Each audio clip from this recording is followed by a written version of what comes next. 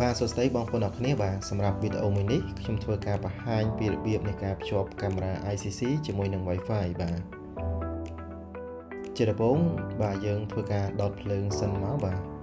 ដុតតាមខ្សែភ្លើងមកតសៃទេបាទដូចនេះទៅយើងទុកចោលណាបាទអូខេយើងទុកឲ្យ system ដំណើរការបន្តិចសិន System starting up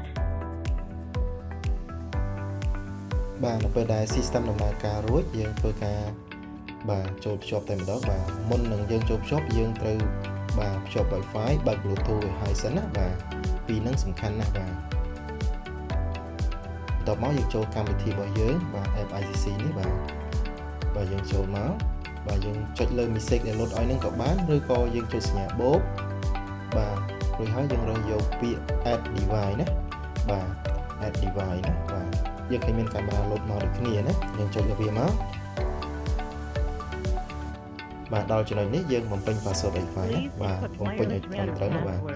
អ្នកទាំងគ្នាត្រូវបំពេញ password Wi-Fi របស់អ្នកទាំងគ្នាបាទអានេះខ្ញុំធ្វើការតែសាកល្បងជូនចុច OK មកបាទដល់ចំណុចនេះវាធ្វើការ scan កាមេរ៉ាភ្ជាប់ទៅកាន់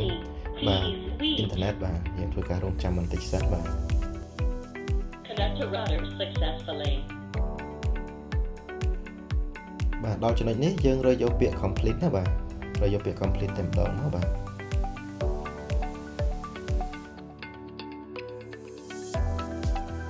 ការភ្ជាប់របស់យើងរួចរាល់យើងចុចសញ្ញាវីដេអូនេះបាទដើម្បី live មើលរូបភាពបើសិនជា load message យើងចុចលើពាក្យ I will handle it later ណាមកដល់ចំណុចនេះបានន័យថាការភ្ជាប់របស់យើងបានជោគជ័យហើយបាទ